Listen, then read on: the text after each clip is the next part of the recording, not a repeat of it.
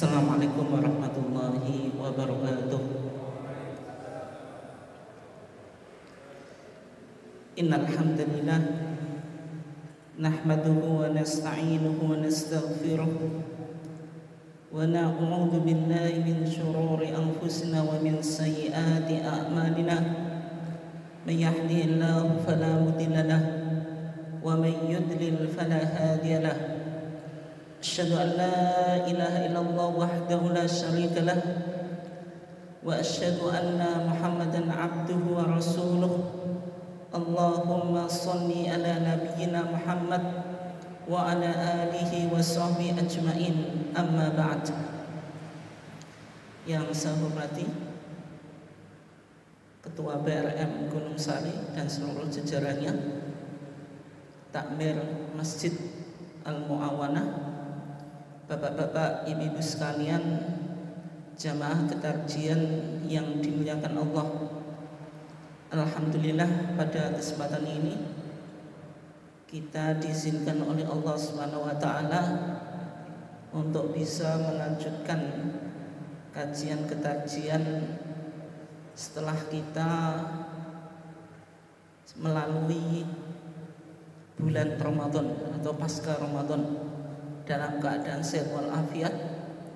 Salawat dan salam semoga tetap terlimpahkan kepada junjungan kita Nabiullah Muhammad sallallahu alaihi wasallam, keluarganya, sahabatnya, dan seluruh orang yang mengikuti sunnahnya sampai hari kiamat.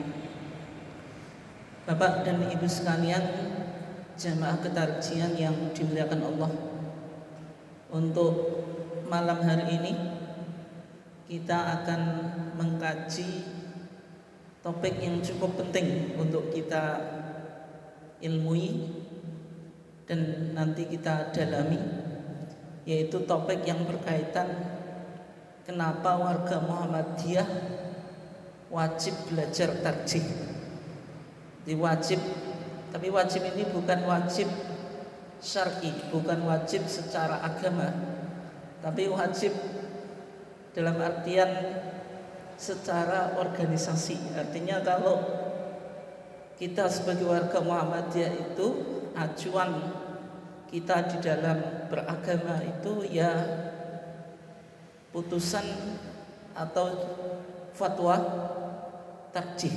Sehingga tarjih itu penting untuk kita jadikan referensi di dalam beragama, karena paham agama Muhammadiyah semuanya terhimpun dalam putusan yang tertuang dalam HPT, himpunan putusan majelis tarjih, dan juga fatwa-fatwa tarjih. Jadi putusan dan fatwa itulah yang disebut sebagai paham keagamaan Muhammadiyah.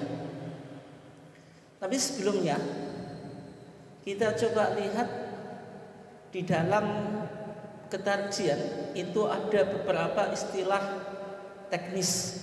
Ada ittiba dan ada taklid. Pembahasan tentang ittiba dan taklid ini Bapak dan Ibu sekalian bisa temukan di manhaj tarjih dan pengembangan pemikiran Islam di masa Profesor Amin Abdullah, yaitu hasil Munas atau Musyawarah Nasional ke 24 Jakarta tahun 2000 Masehi. Ini penting Bapak dan Ibu sekalian. Ketika saya ngaji tarjih, saya berusaha untuk menjelaskan kapan putusan itu lahir, sehingga kita betul-betul bisa paham historitas dan juga apa yang melatar belakangi putusan itu lahir.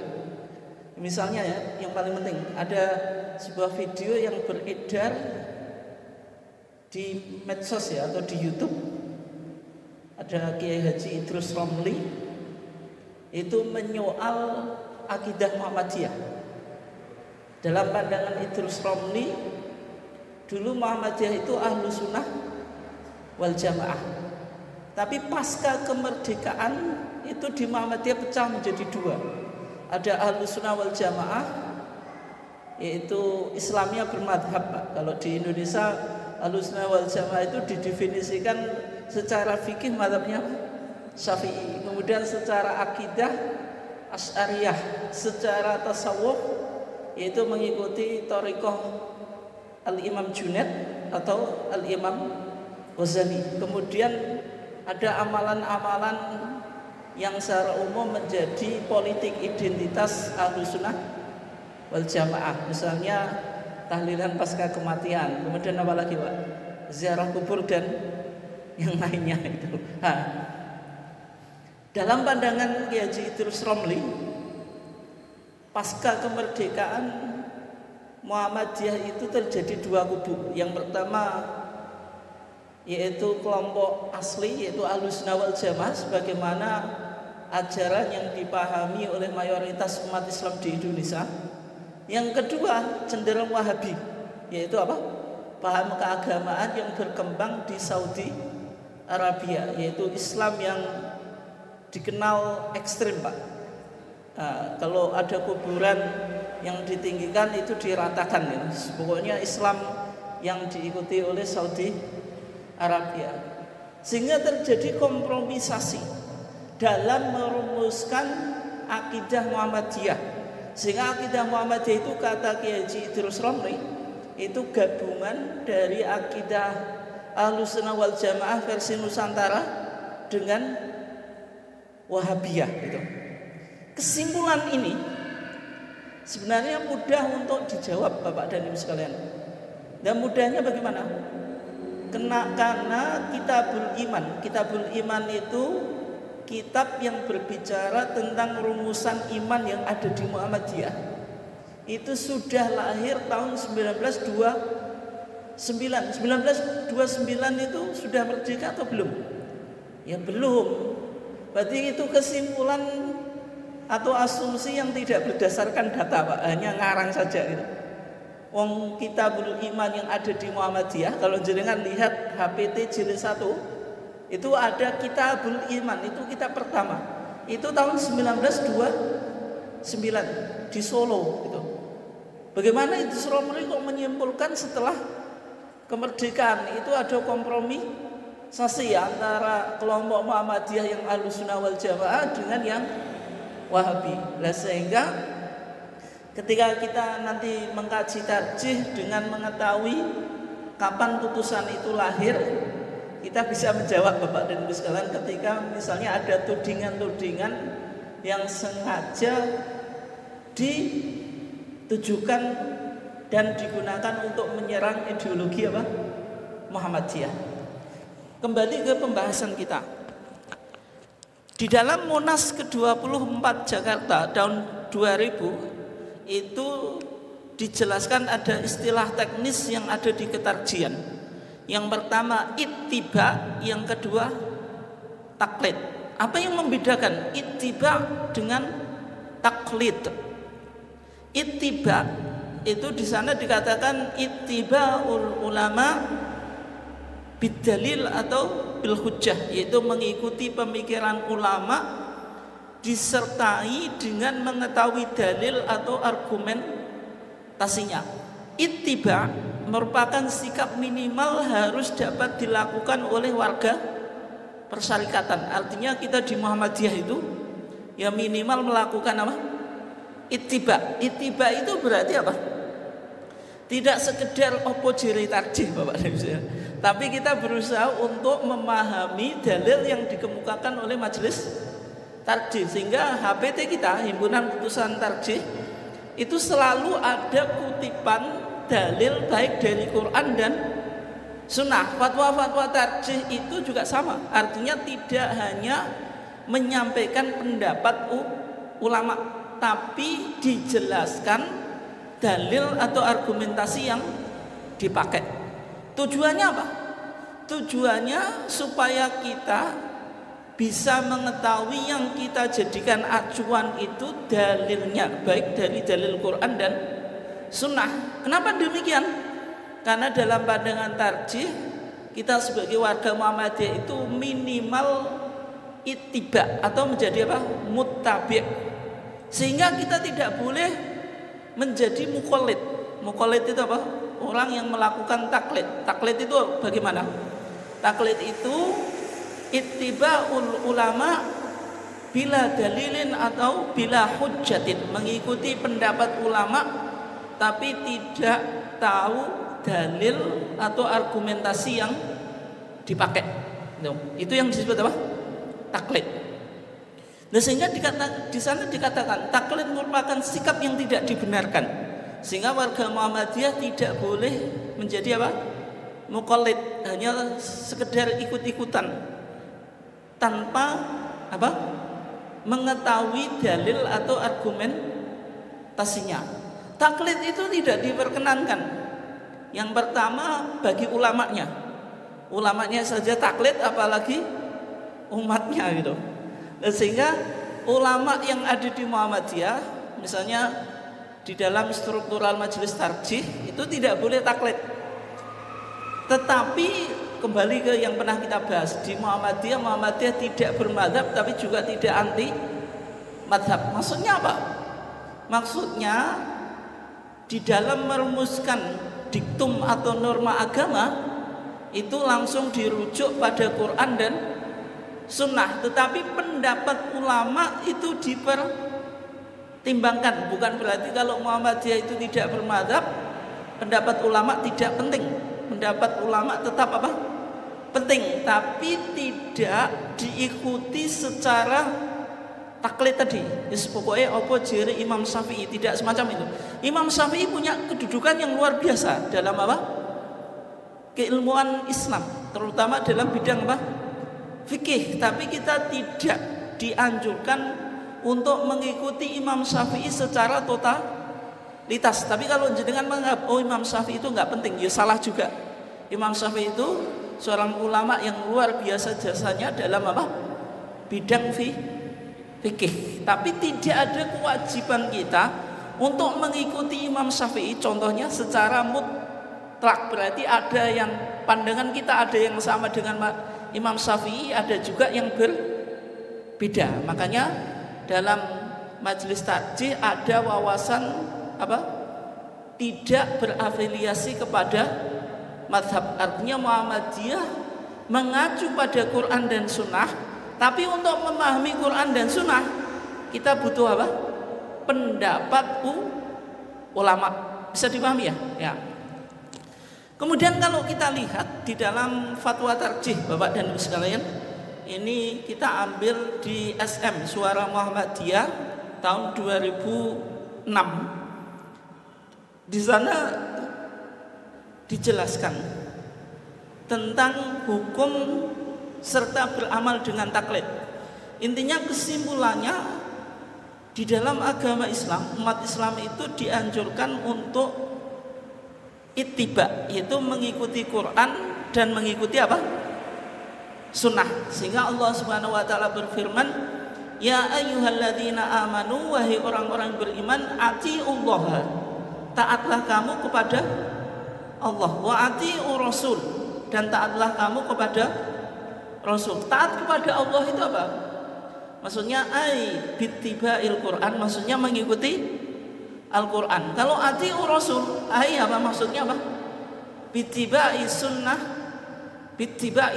itu mengikuti apa? Sunnah Nabi. Nah, sehingga kita dianjurkan untuk menjadi tadi muttabi, sehingga yang kita ikuti apa? Dalil dari Quran dan Sunnah. Sehingga fatwa dan putusan majelis tarjih itu selalu mencantumkan dalil baik dari Quran dan Sunnah. Nanti jenengan cek semuanya di HPT jilid 1. Nanti ketika ada putusan disertakan apa? Dalilnya. HPT jilid 3 juga sama. Fatwa-fatwa tarjih juga semacam itu. Oke. Bapak dan Ibu sekalian yang dimuliakan Allah, ada buku yang pernah ditulis oleh tokoh Muhammadiyah, yaitu yang ditulis oleh Pak Jarnawi Hadikusumo. Ini muridnya siapa? Ki Bagus Hadikusumo. Beliau menulis buku namanya Muhammadiyah Ahlus Sunnah wal Jamaah, tanda tanya. Kenapa demikian? Karena buku ini muncul sebagai respon banyak tuduhan di masyarakat kalau Muhammadiyah itu sudah tidak Ahlus Sunnah wal Jamaah. Kenapa demikian? Karena Muhammadiyah sudah tidak bermadhab. Ketika tidak bermadhab, berarti sudah dianggap keluar dari pakem ahlu sunnah wal Jamaah. Maka Kiai Haji Jarnawi Hadikusumo itu merespon tuduhan-tuduhan yang dilontarkan di masyarakat, diantaranya tadi Muhammadiyah dianggap sudah tidak ahlu sunnah wal Jamaah. Di dalam buku ini, Bapak dan Ibu sekalian dimuliakan Allah, buku ini cukup tua ya, tapi sekarang sudah tidak dicetak lagi. Tapi saya punya bukunya.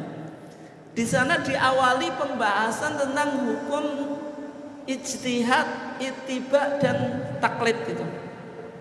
Kesimpulan kajian Pak Jarnawi Hadikusumo ya, dari pembahasan apa?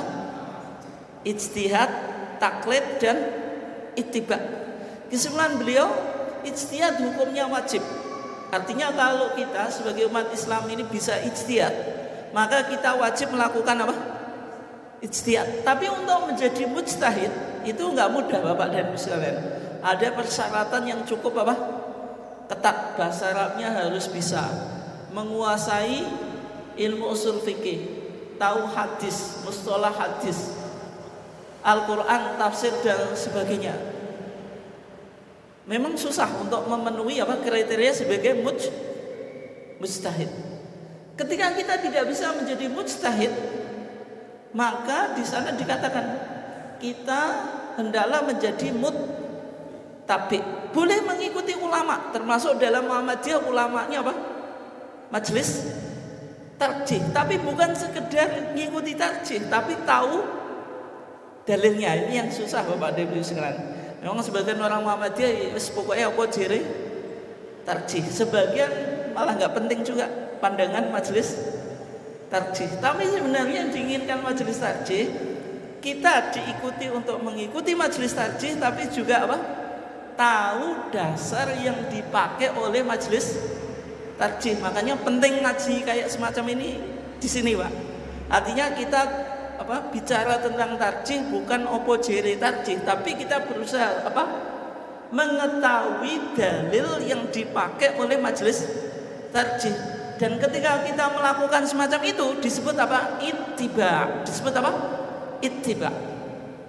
Jika tidak mampu ittiba karena terpaksa, maka diperkenankan taklid dengan arti percaya kepada keterangan seseorang. Kalau kita misalnya kemampuannya terbatas Bapak dan Ibu sekalian, misalnya orang awam Muhammadiyah nggak tahu hisab Muhammadiyah apa? Hisab hakiki wujudul hilal.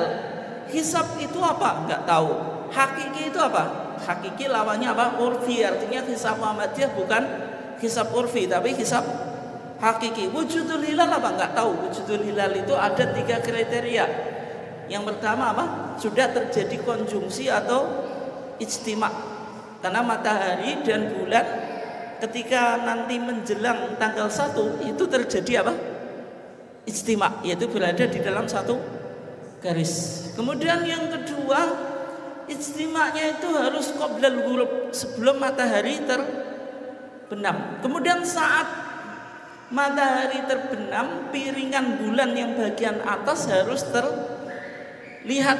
Meskipun Muhammadiyah tidak memakai kriteria berapa derajat, yang penting hilalnya sudah wujud. Makanya kita ini ke depan Bapak dan Ibu sekalian, terutama setelah lahirnya putusan apa? Mabins, Musyawarah Menteri Agama negara apa? Singapura, Malaysia, Indonesia dan Brunei, mensyaratkan 3 derajat. Muhammadiyah kan nggak pakai kriteria berapa ketinggian derajat.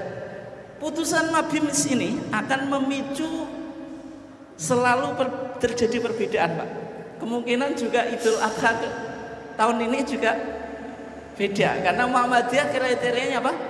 Hisab hakiki wujudul hilal. Yang penting hilal itu secara hisab sudah wujud, meskipun tidak ada 1 derajat. Apalagi kalau 2 derajat, 3 derajat, apalagi 2 derajat atau 3 derajat. Yang tadi 3 derajat sudah dianggap apa? Imkanu ru'yah gitu. Dan Muhammadiyah tidak pakai semacam itu. Yang penting sudah wujud. Misalnya orang awam di Muhammadiyah mengikuti putusan hisab Muhammadiyah, tidak mengetahui ilmunya karena keterbatasan kemampuan, ya semacam itu boleh. Tapi kalau jenengan yang masih bisa belajar, ya jangan sampai semacam itu kan. Makanya kita ngaji ini kan supaya kita ngikuti majelis tarjih, tapi juga tahu dalil yang dipakai, sehingga kita tidak melakukan taklid. Adapun taklid mutlak kepada seseorang tertentu dengan paham tertutupnya pintu ijtihad, maka tidak diperkenankan. Artinya taklid buta itu tidak diperkenankan. Kenapa demikian? Karena Muhammadiyah meyakini bahwasanya pintu ijtihad itu masih terbuka. Itu kenapa di dalam Muhammadiyah itu minimal sikap yang kita tempuh Bapak dan Ibu sekalian, tidak boleh taklid. Kemudian jamaah sekalian yang dimuliakan Allah, kenapa penting mengkaji tarjih? Ada beberapa alasan ya. Yang pertama, Muhammadiyah lahir sebagai gerakan Islam atau harokah Islamiyah. Yang kedua, Muhammadiyah itu disebut harokah da'awiyah, gerakan dakwah Muhammadiyah. Dua objek itu Bapak dan Ibu. Yang pertama amar ma'ruf, yang kedua nahi mungkar. Makanya Mbah Yai Ahmad Dahlan ketika membaca tafsir surah Ali Imran ayat 104, Allah Subhanahu wa taala berfirman, wal takum minkum ummatun yad'una ilal khair. Hendaklah ada komunitas di antara kamu sekalian yang mengajak kepada kebaikan. Yad'una ilal khair, mengajak kepada kebaikan itu apa? Dalam pandangan para ahli tafsir, al-Islam, mengajak pada Islam. Berarti Muhammadiyah lahir sebagai gerakan Islam. Dilanjutkan, wa ya'muruna bil ma'ruf wa yanhauna 'anil munkar. Berarti kita menjadi beragama Islam enggak cukup. Islam itu harus didakwahkan. Dakwah itu dua objek. Kalau tidak mengajak kebaikan, yang mencegah kemungkaran. Makanya ayat ini menginspirasi Mbah Yai Ahmad Dahlan untuk mendirikan Jam'iyah Persyarikatan, maka lahirlah Muhammadiyah. Sehingga Muhammadiyah sejak awal itu lahir sebagai gerakan Islam. Yang kedua gerakan dakwah, yaitu amar ma'ruf nahi mungkar. Kemudian yang tidak kalah penting Bapak dan Ibu sekalian, Muhammadiyah juga harus kita pahami sebagai gerakan tajdid, itu harokat tajdid, gerakan pembaruan. Nah, gerakan pembaruan nih Bapak dan Ibu sekalian, kalau kita enggak mengkaji tarjih, kita enggak tahu letak pembaruan Muhammadiyah itu di mana gitu. Artinya pemikiran keagamaan Muhammadiyah itu coraknya tajdidiyah, yaitu adanya pembaruan. Meskipun dalam dokumen keorganisasian kita, Muhammadiyah itu baru dirumuskan sebagai gerakan tajdid. Bapak dan Ibu sekalian, itu baru putusan itu baru lahir di Monas Malang, yaitu tahun 1989. Artinya baru 1989 Muhammadiyah mengidentifikasikan dirinya sebagai gerakan tajdid. Artinya gerakan tajdid ini seolah identitas yang baru muncul belakangan. Tapi sebenarnya tidak semacam itu Bapak dan Saudara. Ternyata tajdid atau spirit tajdid itu sudah diawali sejak Muhammadiyah, Mbah Yai Ahmad Dahlan mendirikan Muhammadiyah. Mbah Yai Ahmad Dahlan itu banyak melakukan tajdid dalam pemahaman keagamaan. Contohnya apa Bapak dan Saudara? Pelurusan arah kiblat di masjid Kauman. Itu Mbah Yai Ahmad Dahlan. Itu artinya tajdid, pemikiran atau watak tajdid ini sudah dimiliki oleh sosok pendiri Muhammadiyah, yaitu Mbah Yai Ahmad Dahlan. Di dalam buku yang ditulis oleh murid termudanya Bayi Ahmad Dahlan, yaitu Kiai Haji Raden Hajid, beliau mengatakan Bayi Ahmad Dahlan sudah menggunakan hisab, meskipun kita tidak tahu hisabnya Bayi Ahmad Dahlan dulu kriterianya wujudul hilal atau apa. Itu kita belum mengetahui secara detail. Tapi intinya Bayi Ahmad Dahlan sudah pakai hisab. Kemudian Bapak dan Ibu sekalian, 1920 Muhammadiyah sudah melakukan perombakan pendistribusian zakat fitri. Zakatul fitri, nah jenengan yang sepuh itu pasti tahu Bapak dan Ibu. Dulu zakat fitri itu diserahkan ke siapa? Kiai Pak Mudin Penghulu. Maka di salah satu buku Bapak dan Ibu itu dijelaskan di kota gede. Kota gede itu kota yang ada di Jogja. Mudin itu mendapatkan zakatul fitri itu cukup untuk dimakan 1 tahun. Padahal Rasulullah dalam hadisnya menjelaskan apa? Farada Rasulullah SAW zakat al-fitri. Terus apa? Di sana dikatakan tuhuratan lis-shaimi minal lagwi wa rafas. Terus apa? Wa tu'matan lil masakin. Zakatul fitri itu dimensinya 2, Pak. Yang pertama dimensi spiritualitas, yaitu apa? Purifikasi jiwa. Ketika kita puasa masih ngomong kotor, masih apa? Berbohong dan sebagainya, itu bisa disucikan dengan apa? Zakatul fitri. Tapi yang kedua dimensinya apa? Sosial. Wa tu'matan lil masakin. Dan nanti kalau zakatul fitri itu diterima oleh Pak Yai atau Pak Mudin saja, orang miskin, itu makanya Muhammadiyah apa? Merubah tradisi pendistribusian zakatul fitri itu 1920-an.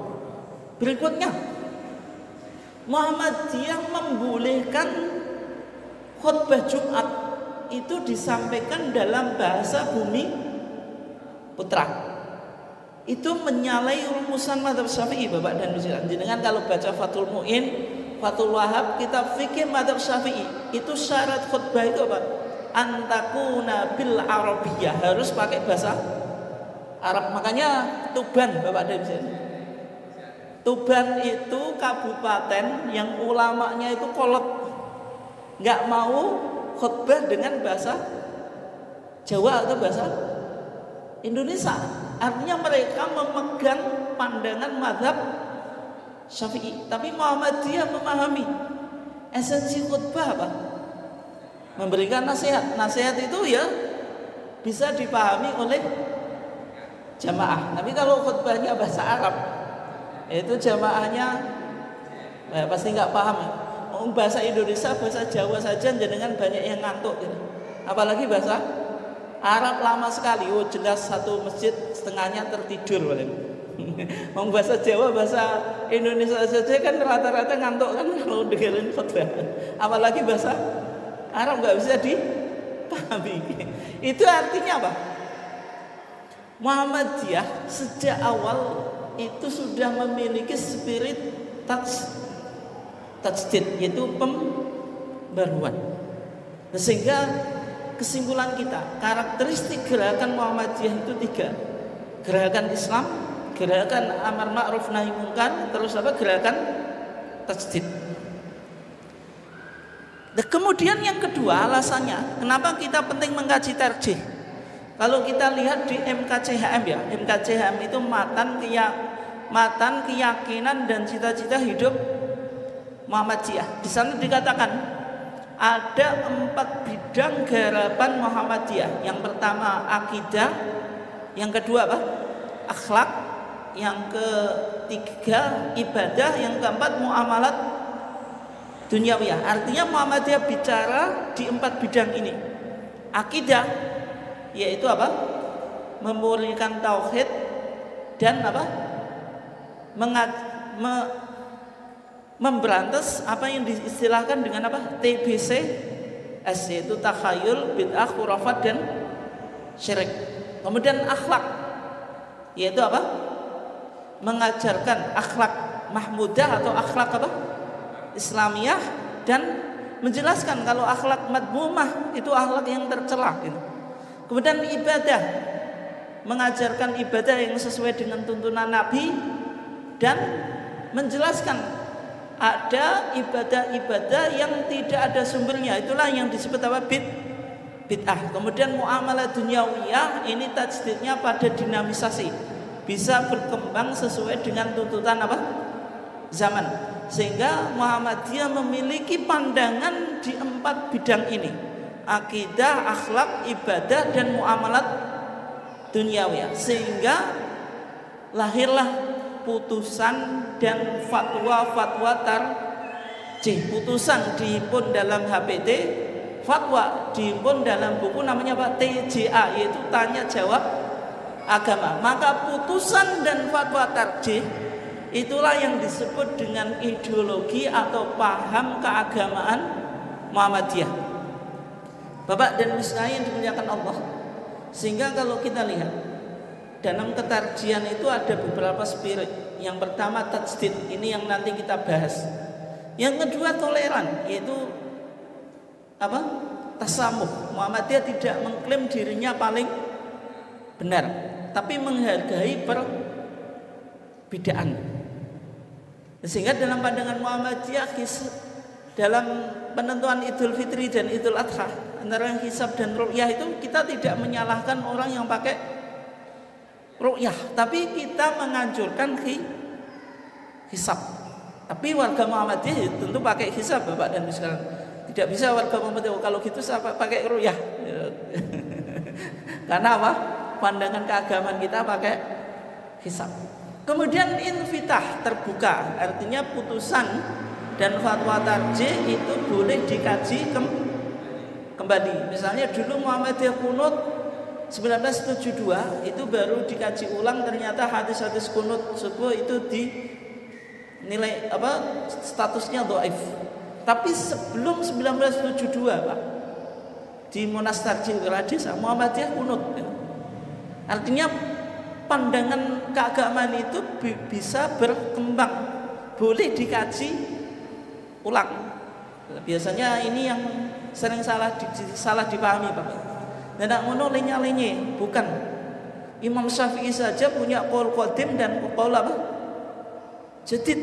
Imam Syafi'i saja punya pendapat yang dahulu, punya pendapat yang baru.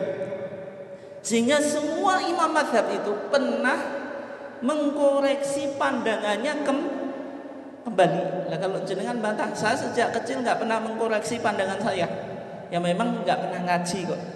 Nah, kalau ngaji, pandangan keagamaan itu memungkinkan berubah dan berkembang, karena ilmu itu kan selalu berkembang. Kalau statis, ya sejak dulu ya nggak pernah berkembang. Nah, sehingga dalam ketarjian ada wawasan keterbukaan. Kemudian non madhab tadi tidak mengikuti madhab tertentu. Muhammadiyah tidak bermadhab tapi juga tidak anti madhab. Dan dengan spirit-spirit ini lahirlah tuntunan. Tuntunan itu sebagaimana dalam HPT maupun dalam TJA, tanya jawab agama. Bapak dan Ibu sekalian yang dimuliakan Allah. Kemudian ini yang kita bahas, ini penting Bapak dan Ibu sekalian, yaitu tajdid sebagai ruh gerakan Muhammadiyah. Jadi ruh gerakan Muhammadiyah itu pada tajdidnya. Artinya kalau kita bermuhammadiyah belum memiliki ruh tajdid, spirit tajdid, itu ya belum apa? Belum dalam dan belum sempurna kemuhammadiyan kita. Kenapa demikian? Ada beberapa alasan. Tajdid itu memori kolektif, artinya sejak berdirinya Muhammadiyah itu sudah ada spirit tajdid sebagaimana yang sudah kita sebutkan tadi. Bayi Ahmad Dahlan melakukan pelurusan arah kiblat. Bayi Ahmad Dahlan memakai hisab. 1920 Muhammadiyah merubah pendistribusian zakatul fitri. Muhammadiyah membolehkan khutbah dengan bahasa selain bahasa Arab. 1925 Muhammadiyah melakukan sholat id di lapangan. Padahal dalam pandangan mazhab Syafi'i sholat id itu di masjid. Ketika Muhammadiyah menyerukan sholat id di lapangan, itu punya dua tantangan Bapak dan Ibu sekalian. Yang pertama apa? Muhammadiyah dianggap aliran yang menyimpang atau sesat. Kenapa?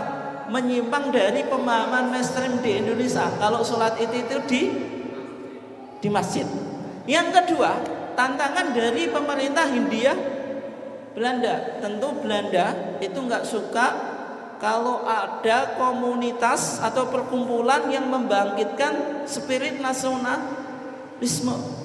Dengan umat Islam melakukan sholat id di lapangan, maka akan memupuk spirit nasionalisme. Dan sehingga sholat id di lapangan itu Bapak dan Ibu sekalian, itu kontribusi Muhammadiyah dalam memperjuangkan kemerdekaan. Ini meskipun kalau kita sekarang sholat id di lapangan itu sudah biasa ya, tapi di masa-masa itu cukup riskan gitu, karena bertentangan dengan mazhab yang mainstream di Indonesia. Yang kedua, tidak dikehendaki oleh pemerintah Hindia Belanda. Nah, itu kontribusi Muhammadiyah di Indonesia dalam penyelenggaraan sholat id itu tidak dilaksanakan di masjid tapi di lapangan. Kenapa demikian? Karena dalam hadisnya Rasulullah hanya sekali saja sholat id di masjid. Itu pun ada alasan. Alasannya apa? Asobahum matorun, yaitu terjadi hujan lebat, sehingga Rasulullah melakukan sholat id di masjid hanya satu kali itu semasa hidup Nabi. Oke. Itu yang disebut memori kolektif. Kemudian di anggaran dasar pasal 4 tadi juga Muhammadiyah disebut sebagai gerakan tajdid. Tidak hanya gerakan Islam, tidak hanya gerakan dakwah, tapi ada gerakan tajdid. Kemudian tajdid ini yang menjadi orientasi ketarjian. Artinya nanti putusan dan fatwa tarjih itu orientasinya apa? Tajdid, ada pembaruan, sehingga corak produk tarjih baik putusan maupun fatwa itu ada corak pembaruan. Nanti kita coba lihat ya. Tapi sebelumnya saya ingin menjelaskan tentang klasifikasi tajdid ya. Tajdid di Muhammadiyah itu maknanya dua Bapak dan Ibu sekalian. Yang pertama purifikasi. Purifikasi itu apa? Pemurnian. Maksudnya apa? Memurnikan ajaran agama Islam ini sehingga sesuai dengan tuntunan Al-Quran dan Sunnah. Misalnya akidah Muhammadiyah memberantas TBC-S itu. Sampai pimpinan di Muhammadiyah ada pimpinan 13. Itu bentuk apa Bapak dan Ibu? Bentuk apa? Melawan mitos angka sial, yaitu angka 13. Kalau angka 13 itu betul-betul sial Bapak dan Ibu. Jenengan yang pernah di hotel, ada beberapa hotel itu kamarnya saja nggak ada 13. Jadi kamar nomor 12 langsung 14 itu. Tempat duduk pesawat ya dari 12 14. Karena meyakini kalau ada angka 13 itu pasti sial. Tapi Muhammadiyah meskipun pimpinannya, kebijakannya itu dilakukan secara kolektif kolegial oleh 13, tapi sampai saat ini Muhammadiyah semakin maju Bapak dan Ibu, bukan semakin sial ya. Dan Muhammadiyah asetnya itu sampai sekarang, tanahnya Muhammadiyah itu banyaknya atau luasnya itu 3 kali Singapura. Jadi negara Singapura 3 kali itu sama dengan tanah yang dimiliki oleh Muhammadiyah, organisasi yang punya tanah yang paling luas di dunia itu Muhammadiyah gitu. Pimpinannya 13. Kemudian ibadah mahdhah itu tajdidnya juga purifikasi, sehingga di tuntunan ibadah kita itu berusaha untuk mengikuti tuntunan ibadah sesuai apa yang dipraktekkan oleh Nabi Muhammad SAW. Nanti kita lihat contohnya. Kemudian tajdid tidak hanya purifikasi tapi dinamisasi. Artinya bisa berkembang sesuai dengan tuntutan zaman. Itu dilakukan oleh Muhammadiyah di ibadah ghairul mahdhah. Sehingga sekolah Muhammadiyah, karena membangun sekolah itu kan ibadah ghairul mahdhah, itu boleh berkembang. Makanya Bayi Ahmad Dahlan dulu merintis sekolah modelnya sistem sekolah Belanda, tapi isinya ada pelajaran agama Islam. Itu rintisan Bayi Ahmad Dahlan. Ketika itu umat Islam yang tradisional itu menganggap sekolah pakai bangku haram, Pak. Orang pakai dasi haram dulu. Tapi Bayi Ahmad Dahlan menentang pemahaman kelompok tradisional. Justru Bayi Ahmad Dahlan menggunakan model sekolah secara sistem mengikuti kurikulum atau sekolah Belanda, tapi isinya itu ada muatan pelajaran agama Islam. Itu gagasan Bayi Ahmad Dahlan. Sedangkan pendidikan yang menurut kalangan tradisional ketika itu hanya sistem pesantren gitu. Oke. Kemudian muamalah dunyawiyah. Muamalah dunyawiyah itu segala sesuatu yang tidak ada hubungannya dengan ibadah gitu. Sehingga Muhammadiyah pakai hisab. Karena hisab itu muamalah dunyawiyah. Yang ibadah itu puasanya. Kalau puasa nggak boleh diutak-atik. Misalnya menurut riset kajian, puasa di siang hari itu menyebabkan etos kerja menurun, Bapak. Sehingga orang puasa bawaannya apa? Males, tidur, dan seterusnya. Terus berdasarkan riset tadi, kalau dengan melakukan kaji ulang terhadap waktu puasa, maka waktu puasa dari terbit fajar sampai terbenam matahari dirubah, Bapak. Dari terbenamnya matahari sampai terbitnya fajar, sehingga jangan bisa tidur dalam keadaan puasa. Nanti bangun sudah berbuka. Pagi bisa kerja, tapi itu liberal. Karena ini ibadah mahdhah, tidak boleh diotak-atik. Tapi kalau hisab sama ru'yah itu bisa berkembang. Yang ibadah mahdhah itu puasanya. Kalau kriteria penentuan awal bulan apakah dengan ru'yah atau hisab, itu muamalah dunyawiyah. Oke. Ini menutup kajian kita, tinggal 15 menit ya. Kita bahas isu yang penting. Kemarin ketika kita melaksanakan sholat Idul Fitri, ada salah satu pondok pesantren di mana Bapak Isu? Itu. Di Indramayu ya, Jawa Barat itu. Sholat Id itu sop laki-laki dan perempuan itu campur. Ada salah satu istrinya itu yang disebut tadi itu berada di belakang imam ya, samping kanan, samping kiri, belakangnya laki gitu. Kemudian yang agak aneh, pondok tadi sholat idnya hari Sabtu, tapi Jumatnya sudah tidak puasa, Bapak dan Ibu. Ya. Jadi Jumat sudah tidak puasa, sholatnya hari Sabtu. Kemudian diklarifikasi oleh Kemenak sana dan juga MUI, kenapa kok sholatnya itu sholat laki-laki dan perempuan tidak ditata sebagaimana mestinya atau sebagaimana umumnya, sebagaimana yang dipahami oleh umat Islam di Indonesia? Menjawab, kita tidak bermadzhab. Dan kita bermadzhab Soekarno. Berarti ada madzhab baru sekarang. Madzhab apa? Soekarno. Nah, maksudnya madzhab Soekarno itu apa? Soekarno itu ketika ada perkumpulan laki-laki dan perempuan, kemudian dipakai tabir, Pak. Tabir itu apa? Pembatas, pemisah antara laki-laki dan perempuan. Soekarno itu paling benci.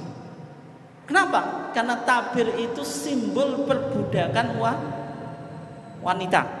Berarti kalau ada laki-laki dan perempuan di satu majelis, di satu forum, itu disekat dengan tabir, itulah simbol perbudakan wanita. Sehingga tapi Soekarno bilangnya di muamalah duniawiyah Pak, bukan di ibadah. Yang menjadi masalah pimpinan pondok pesantren ini membawanya dalam konteks ibadah, sehingga dalam penataan soft gitu, siapa yang mau maju silahkan, wanita di depan juga enggak masalah menurut dia ya gitu. Dan menariknya Soekarno itu pernah hengkang di perkumpulan Muhammadiyah di Bengkulu tahun 1939. Ketika itu di rapat Muhammadiyah digunakan tabir. Maka Soekarno kan kader Muhammadiyah, beliau hengkang. Nanti kita bahas ya. Ternyata ini ada hubungannya dengan putusan tarjih yang ada di HPT jilid 1. Bapak dan Ibu sekalian dimuliakan Allah. Sehingga yang kita coba bahas sekarang adalah sholat jamaah. Ini penting ya. Ini sudah diputuskan di HPT jilid 1, dan juga tentang apa? Takbir dalam rapat atau sidang Muhammadiyah yang dihadiri laki-laki dan perempuan. Kita awali dalam penataan shaf dalam sholat apa? Jamaah. Sholat itu ada dua pelaksanaannya ya. Ada sholatul jamaah, ada sholatul fardhi atau sholatul munfarid. Kalau sholat munfarid itu ya berarti satu orang, dia sholat tidak mengikuti siapa mengikuti dirinya sendiri. Yang kedua sholatul jamaah. Di situ ada makmum, ada imam. Makmum harus mengikuti gerakan imam itu. Minimal makmum itu satu. Meskipun dalam bahasa Arab namanya jamak itu 3 Bapak dan Ibu. Ada mufrad, itu sesuatu yang menunjukkan bilangan 1, musanna 2. Kalau jamak 3, minimal 3 dan seterusnya. Tapi kalau sholat jamaah, seharusnya kalau mengikuti makna bahasa jamaah itu minimal 3. Tapi di sini berlaku apa? Uruf syar'i, yaitu adat syariat. Nabi menyebut apa? Al-ithnani fama fauqahu jamaah. 2 orang atau lebih itu disebut apa? Jamaah. Sehingga sholat jamaah itu minimal 2 orang. Yaitu yang pertama imam, yang kedua makmum, itu minimal gitu. Nah sekarang kalau sholat jamaah itu 2 orang, itu posisi makmum di mana? Kanan atau kiri Bapak? Kanan. Kanan itu kanan imam persis atau mundur belakangan? Mundur ke belakang sedikit. Nah, kalau dalam mazhab Syafi'i itu disuruh apa? Mutaakhiran qalilan, ke belakang sedikit. Itu tapi pandangan mazhab Syafi'i. Alasannya apa? Karena dalam mazhab Syafi'i kalau tumitnya jenengan itu melebihi atau ke depan melebihi tumitnya imam, itu sholatnya batal.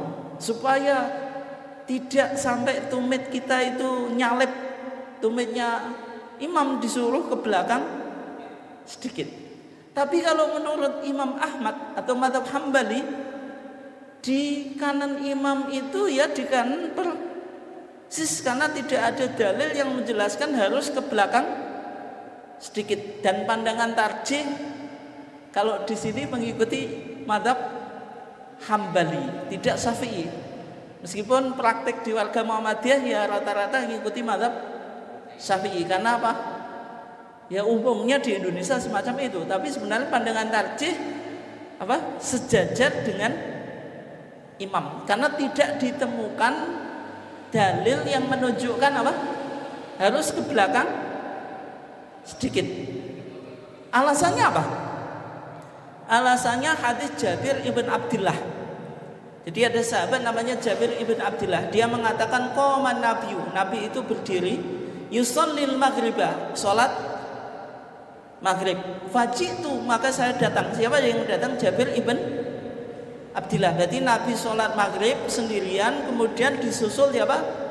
Jabir ibn Abdillah. Kata Jabir ibn Abdillah, faqumtu an yasarihi, maka saya memposisikan diri berdiri di sebelah apa?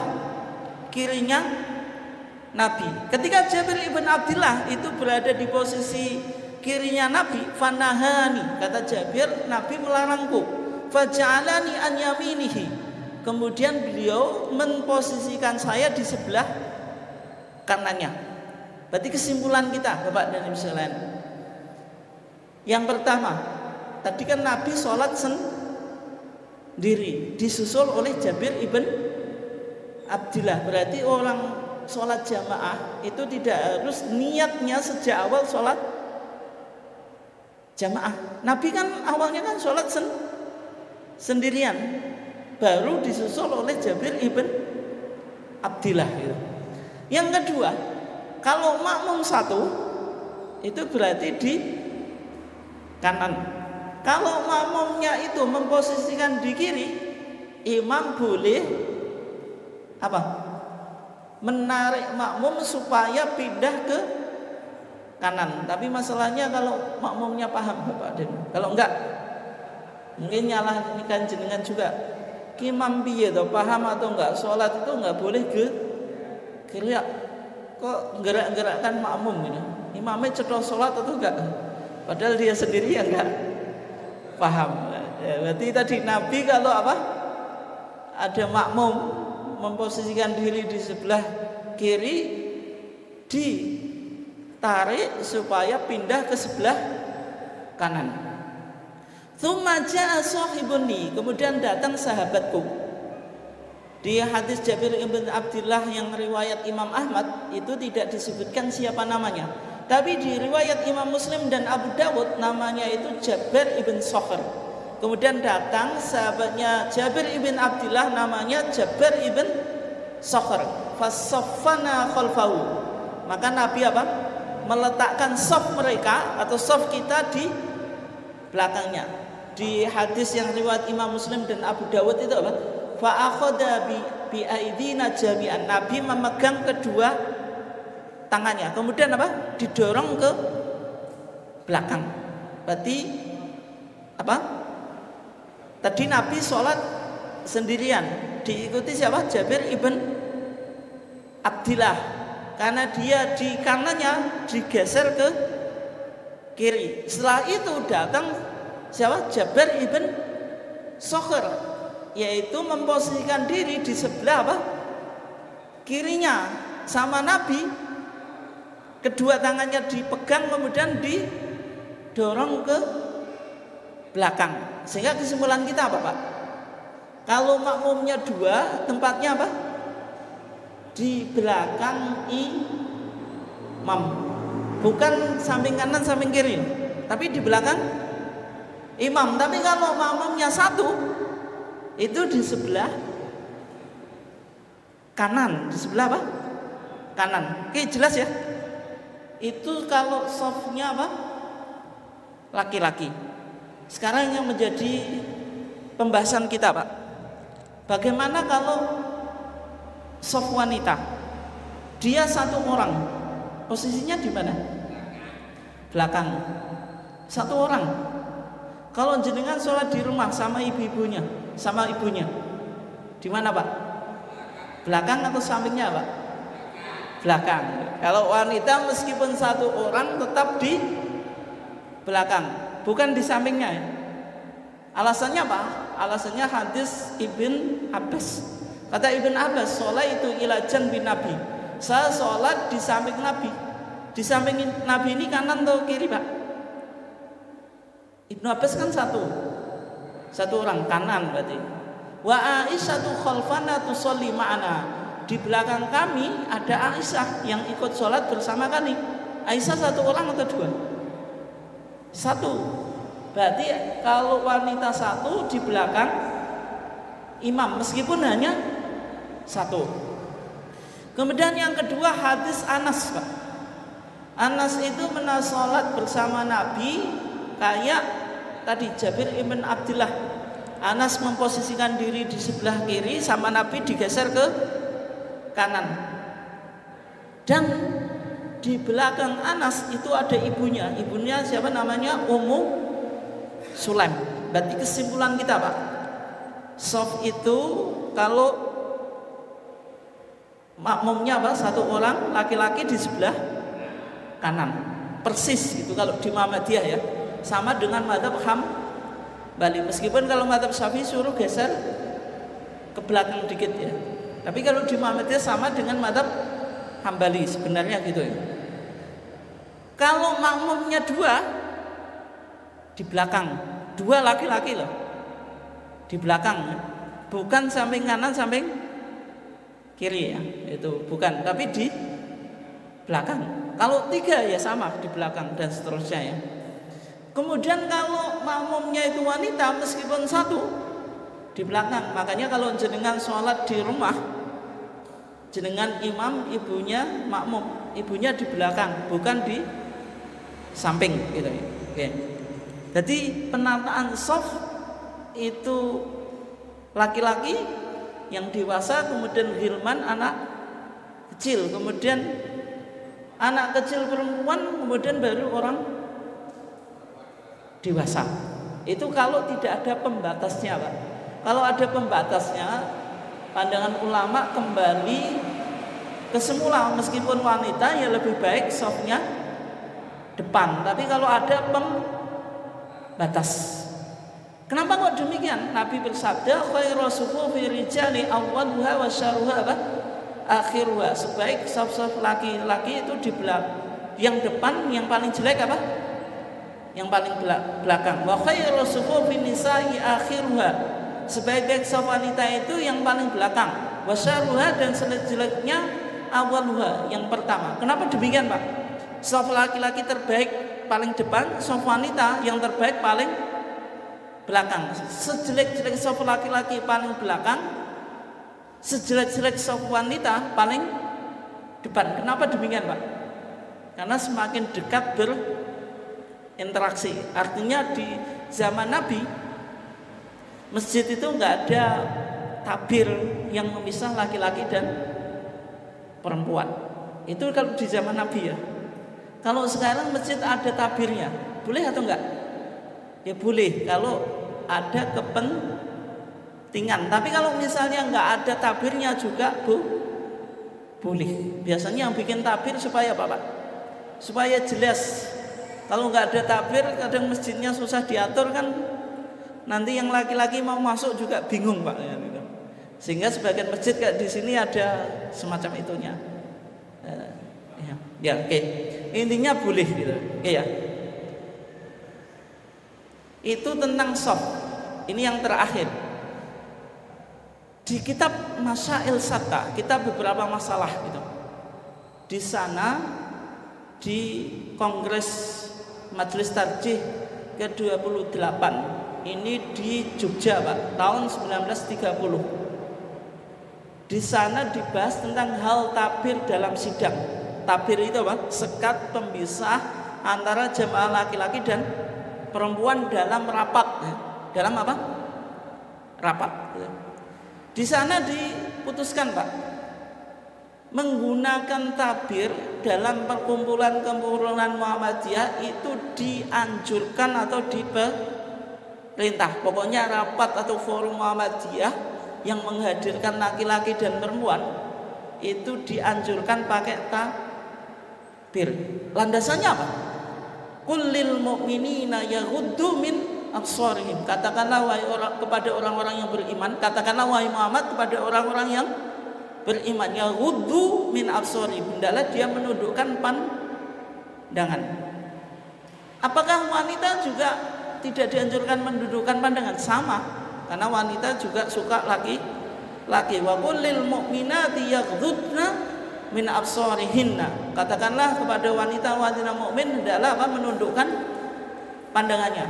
Berarti dua ayat ini menganjurkan apa Pak? Laki-laki dan perempuan itu harus menundukkan pandangan. Dan sehingga ketika terjadi perkumpulan di satu forum, satu majelis antara laki-laki dan perempuan harus pakai tabir. Itu kesimpulan apa? Kongres ke-28 Majelis tarjih. Kenapa pakai tabir, Pak? Untuk memproteksi terjadinya pandangan yang diharamkan.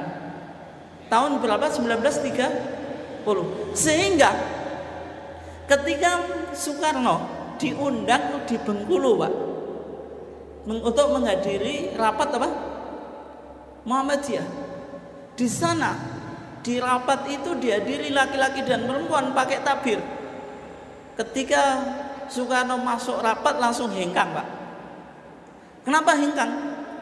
Muhammadiyah katanya organisasi modernis, tapi masih menggunakan simbol-simbol memperbudak wanita. Itu alasannya kenapa kenapa Soekarno hengkang. Makanya pimpinan pondok pesantren tadi kan mengikuti madzhab apa? Soekarno. Tapi kok masalahnya Soekarno ngomong itu bukan dalam bidang ibadah itu. Ketika Soekarno hengkang di rapat Muhammadiyah Bengkulu, Pak, besoknya Kiai Haji Sujak, yaitu pendiri apa? PKU Muhammadiyah itu, muridnya Kiai Haji Ahmad Dahlan, mendatangi Soekarno. Dalam praktek pemakaian tabir di lingkungan Muhammadiyah itu disesuaikan dengan daerah dan kondisinya. Kebetulan adat dan budaya Maluku itu memang kalau terjadi perkumpulan laki-laki dan perempuan selalu disekat. Sedangkan di Jogja itu dalam perkumpulan laki-laki dan perempuan itu tidak disekat, hanya saja apa? Tempat duduknya dipisah. Artinya ini untuk laki-laki, ini untuk perempuan. Dan itu juga dilakukan dalam konteks nasional. Dalam konteks nasional itu maksudnya apa? Pernah terjadi Kongres Indonesia Raya yang dipimpin oleh Bung siapa? Bung Sudarmo itu apa? Bung siapa namanya? Sudarmo, Dokter Sudarmo itu Bung siapa? Pokoknya Sudarmo, Pak, saya lupa singkatannya ya. Itu ketika terjadi Kongres Indonesia Raya tahun 1932 itu dipisah antara tempat duduk laki-laki dan perempuan. Artinya ini laki-laki, ini perempuan. Beda dengan budaya barat yang laki-laki dan perempuan boleh satu tempat atau bangkunya boleh membaur gitu. Di budaya timur meskipun tidak pakai sekat tapi kan dipisah gitu. Nah, sehingga putusan tarjih ini, Pak, tahun 1930 setelah peristiwa Soekarno tadi itu diajukan untuk dikaji ulang. Ini kan prinsip apa tadi, Pak? Keterbukaan. Bukan kalau sesuatu itu diputuskan majelis tarjih kemudian tidak boleh digugat, tidak. Selama pandangan itu dianggap kurang kuat, ada dalil yang lebih kuat, maka majelis tarjih boleh melakukan kajian ulang. Sehingga tadi putusan tadi ditinjau kembali. Dan kesimpulannya, Pak, majelis tarjih menganggap pemasangan tabir itu sesuai dengan dalil Quran dan Sunnah, karena tadi berdasarkan ayat Al-Quran, yaitu surah An-Nur tadi ayat 30 sama 31. Tapi dalam implementasi tabir itu boleh secara fisik maupun tidak secara fisik. Ketika memandang lawan jenis itu tidak bisa dihindari, Pak, maka harus ada tabir secara fisik. Tapi kalau tidak, boleh tidak secara fisik. Artinya lebih luas, Pak, karena ini konteksnya muamalat duniawiyah. Nah, kalau nggak luas, Pak, sekarang sekolahnya jenengan itu sekolah laki-laki, sekolah perempuan, atau satu sekolah untuk laki-laki dan perempuan, Pak? Nah, untuk laki-laki dan perempuan, satu ruang isinya murid laki-laki dan perempuan, atau murid perempuan saja murid laki-laki? Ya campur, Pak. Nanti kalau sekolahnya beda, satu ruang untuk laki-laki, satu untuk perempuan, itu budget pengelolaan pendidikan lebih mahal, Pak. Apalagi murid Muhammadiyah sebagian nggak ada 20, sebagian malah nggak ada 10, meskipun sebagian banyak ya. Itu kalau suruh ruangannya tambah, ruangannya berarti tambah, gurunya tambah, itu budget pendidikan lebih banyak. Wong kita ngurus satu sekolah saja, pengurus itu sudah ngos-ngosan, Pak, untuk mikir dana operasional pendidikan. Nah, sehingga tadi tabir itu dalam Muhammadiyah dipahami secara kontekstual, sesuai dengan tempat dan kondisi. Boleh secara fisik dan boleh tidak secara fisik. Intinya tidak terjadi campur baur antara laki-laki dan perempuan. Oke. Tapi kalau dalam sholat, kembali ke tadi, sholat ibadah makhdoh, maka tidak boleh wanita itu dalam sholat campur dengan laki-laki. Itu kesimpulan kita. Dan silahkan kalau ada yang ditanyakan, monggo.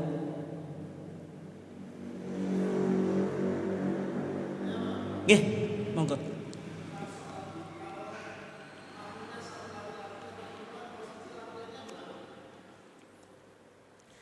Kalau laki-laki dan perempuan, berarti imamnya siapa? Itu laki-laki ya, nggak boleh wanita. Ya, tidak boleh wanita ngimami laki-laki. Tapi anehnya, Pak, pimpinan pondok pesantren itu bilang setelah diklarifikasi oleh Kemenak dan MUI, nanti ke depan santriwati itu akan khutbah Jumat. Khotib perempuan itu boleh atau enggak, Pak? Boleh atau enggak? Sebelumnya ada profesor Islamic Studies, Pak, di Amerika, Aminah Wadud itu. Dia khutbah kemudian juga ngimami sholat Jumat. Jamaahnya laki-laki. Jangan lihat aja di YouTube. Ada Profesor Aminah Wadud itu. Mungkin pimpinan pondok pesantren itu terpengaruh pandangan-pandangan seperti itu, Pak. Yang menjadi pertanyaan, khotib boleh wanita atau enggak? Enggak. Kenapa? Dalam hadisnya Nabi bersabda idza dakhala ahadukumul masjida wal imamu yakhtub. Apabila seseorang di antara kamu masuk masjid, imam itu sedang khutbah, fal yusalli rak'ataini khafifatain. Disuruh salat 2 rakaat secara ringan, yaitu salat tahiyatul masjid. Tapi Nabi bilang wal imamu, dan imam itu yakhtub. Nabi itu bilang khotib imam, karena di zaman Nabi yang imami sholat Jumat, yang khutbah itu 1 orang, yaitu Nabi. Makanya pandangan Majelis Arji dulu yang khutbah ya ngimami. Tapi setelah ada pertanyaan, Pak, bolehkah tidak sama? Jawaban Majelis Arji juga boleh. Tapi asalnya yang ngimami juga yang khutbah. Tapi kalau tidak memungkinkan, boleh beda orang. Tapi Nabi bilang wal imamu yakhtub, imam itu sedang berkhutbah. Yang menjadi pertanyaan, Nabi bilang imam, berarti menunjukkan khotib Jumat sama imam sholat itu syaratnya sama, yaitu harus laki-laki. Sehingga kesimpulan kita, khutbah Jumat perempuan tidak boleh. Nah, kemudian kembali ke pertanyaan tadi, Pak, ya. Kalau makmum itu wanita ya, di kanan atau di kiri? Jawabannya di belakang. Jadi tidak di kanan, tidak di kiri, tapi di belakang imam. Sebagaimana hadis Aisyah tadi. Ketika Ibnu Abbas makmum kepada Nabi, Ibnu Abbas itu 1 orang, berarti di samping kanan. Aisyah itu 1 orang di belakang Nabi, berarti di belakang imam, tidak di kanan dan di kiri gitu.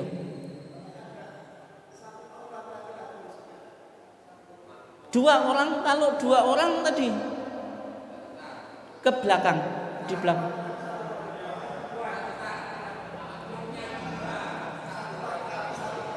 Ya berarti kan sama dengan hadis Ibnu Abbas ini, Pak. Makmumnya siapa? Ibnu Abbas sama Aisyah. Ibnu Abbas karena satu orang di kanan Imam, Aisyah satu orang di belakang gitu. Ya. Ya, tetap di samping. Sebagaimana hadis Ibnu Abbas ini. Ibnu Abbas di samping kanan Nabi, Aisyah di belakang. Ya. Oke, ada yang lain? Nggak ada ya? Sudah jelas ya? Oke, kalau nggak ada kita tutup kajian kita dengan bacaan hamdalah. Alhamdulillah. Assalamualaikum warahmatullahi wabarakatuh.